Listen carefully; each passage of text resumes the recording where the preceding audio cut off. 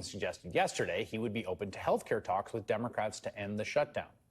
Congresswoman Jasmine Crockett, Democrat of Texas, serves on the Oversight Committee. She joins me now. Congresswoman, we've seen a bunch of indicators over the last 24 hours, from Trump saying it publicly to Marjorie Taylor Greene's post to a piece in the Wall Street Journal and even something to Politico Now, that there are rumbles within the Republican Party that want to try to come to some deal on the subsidies. Are you hearing anything like that yourself? Not necessarily, and I just talked to one of my Republican colleagues about 30 minutes ago because I was trying to find out if we were actually going to go back into session next week as my staff is trying to plan what's going on. But I can tell you, we actually discussed that Marjorie was flipping on this because it seems like everything that is important, this child ain't read the bill and has no idea of what's going on. I don't understand why Georgia keeps sending her to D.C., but this is not the first time that she wasn't quite clear on what damage it was that her party was ushering in.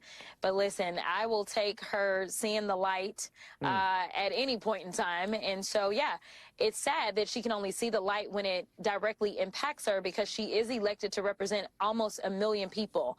And so not listening to your constituents as they're calling and they're talking about their struggles, but then making it about your children, your adult children, because their premiums are going to go up.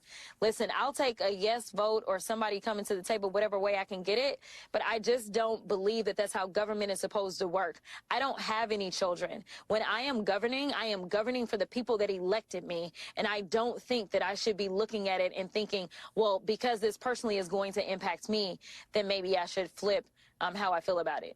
Yeah, I should note also in that statement, in all fairness, she did talk about the people in her district who are facing the same. One of the issues right now is that you guys are, when you were saying you're asking about next week, so the House is out, and it was supposed to come back next week. Now it's not coming back next week. What has been communicated about how long the House is going to be out? It seems like the idea is that you don't come back before the shutdown ends, which seems difficult to do if you want to actually negotiate some end to the shutdown.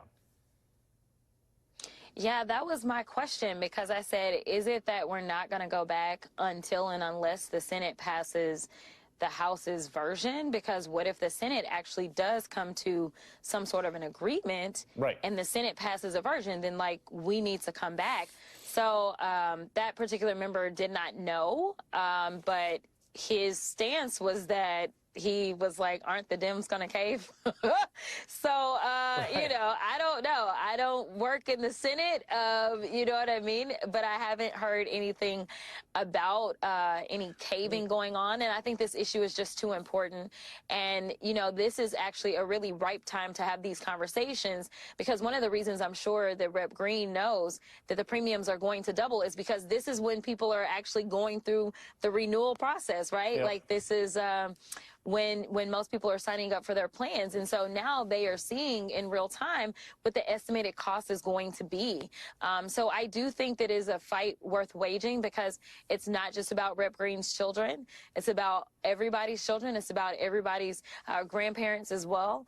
And so I think that the Democrats, again, are on the right side of history. And every single time the Republicans have tried to, in some way, get rid of the Affordable Care Act or Obamacare or the marketplace, it has really backfired in the most bipartisan way. And so now that the American people are paying attention and they understand why this standoff is taking place, I'm pretty confident that the American people are standing with the Democrats as it relates to what it is that we're fighting for in this moment.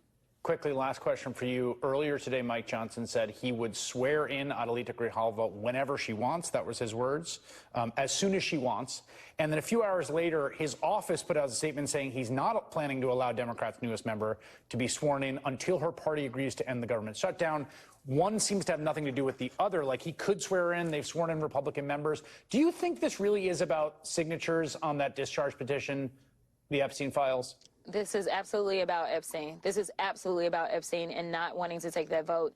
It was my opinion that the White House was going to work on getting some of the Republicans off of the discharge. We only have 4.